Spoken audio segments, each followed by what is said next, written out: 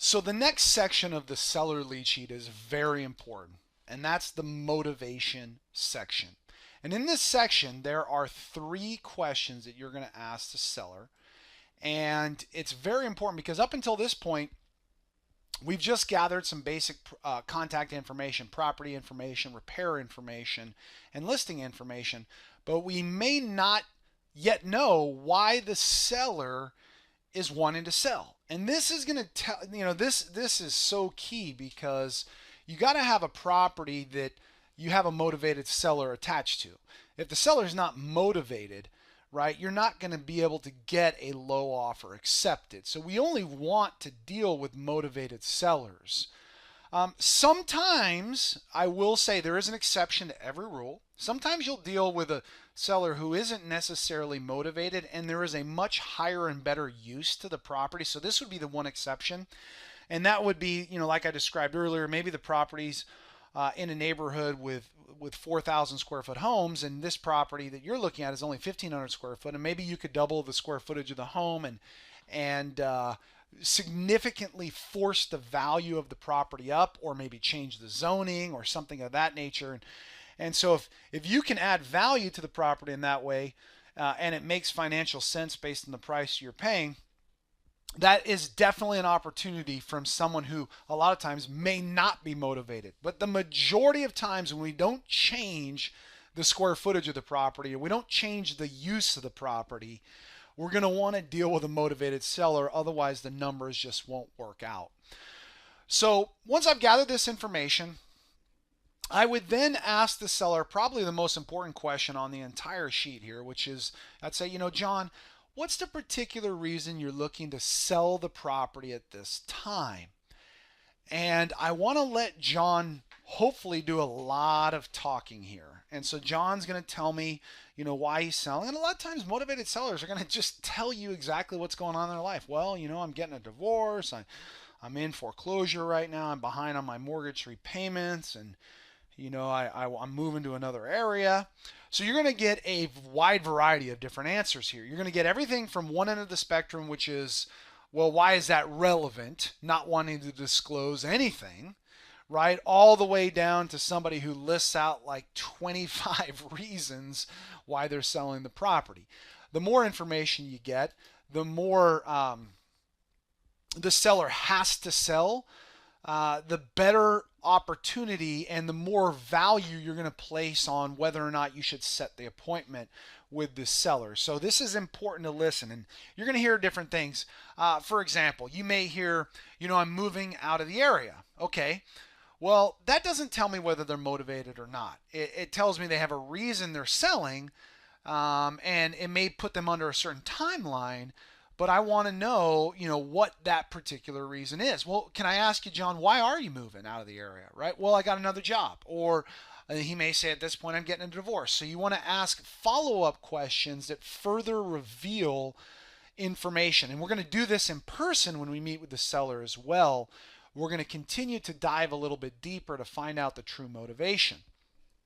Once you feel like you've gotten a good answer, and let me address this as well, because if you may get stonewalled. And remember, anytime a seller is hesitant to reveal information to you, first of all, it tells you the seller probably isn't motivated, right? Because if they're hesitant to tell you, a lot of times they're recognizing if they give you a lot of information, you may utilize that information against them in the negotiation, and so they may be hesitant to reveal their situation. And so what I would do is to get them to open up is I'd tell them, if John said, well, why is that relevant? I'd say, well, John, for a few reasons. One is we get a lot of calls from sellers every week looking to sell their property, and there's just no way that I can physically go look at every single property or make an offer on every single property based on the number of calls that we get each week. So I need you to just give me some basic information about the situation to see if it's something that we could make an offer on, right? And you could also go another angle and you could say, I need, to get a picture of what's going on with the situation. And sometimes, depending on the type of financing, I may be able to give you multiple offers depending on the situation and the type of financing that's on the property, right? So although it isn't a financing question, it's a reason. Remember, just giving a reason a lot of times will get the seller to open up here and reveal some things about their particular situation. Okay, now the next one that I follow up with is, well, John, how quickly are you looking to sell? Because sometimes you get an answer here which really doesn't tell you much, and you may ask a follow-up question, you still don't get much. But then you ask this question, they say, well, I'm looking to sell really, really quickly, right? And then I would ask, well, is there a reason for that, John, right? Well, I don't want to make two mortgage payments. Or John might say, I can't make my two mortgage payments, and I got an apartment I'm moving into, outside of the area, and so now they're telling me, okay, there might be some sort of financial distress going on right now, and he just can't carry this property. And so I'm looking for things that I can position my lower offer against based on the situation. And so I'm looking for clues here. And that's why I'll always ask, although there's only 3 questions, a lot of times I'll ask 4 or 5 follow-up questions based on what they tell me. Okay, so once he's given me a time frame, that's really a good thing as well, because one thing that's different where we can position ourselves against retail buyers is retail buyers have a timeline that's very important. Maybe they're moving out in an apartment or another house and moving into the house. And so the timelines have to match up. Well, as an investor, I can go quickly, or I can take my time if they need to take their time, because not every motivated seller needs to sell in the next, 2 weeks. So that's a good thing because you can match their timeline. So this is something that you can use to position why they should take your offer, because sometimes timelines are very important. And the sellers will even be willing to accept lower offers if you can match their timeline. So it's important to know what their timeline is. The next final question is very important for a couple reasons. And so I'd say, John, what's the particular reason you're looking to sell? How quickly you're looking to sell? Why is that? And then, John, have you considered what you're going to do if the property does not sell? This is a good question because they may tell you they're going to rent it. They may tell you, well, you know what? I don't have many options here, so I'd probably just fire sell it. Or, I don't, I might consider selling it with owner financing. Here's why this question is important. Because there may be a terms offer that you could make based on something they reveal in their answer.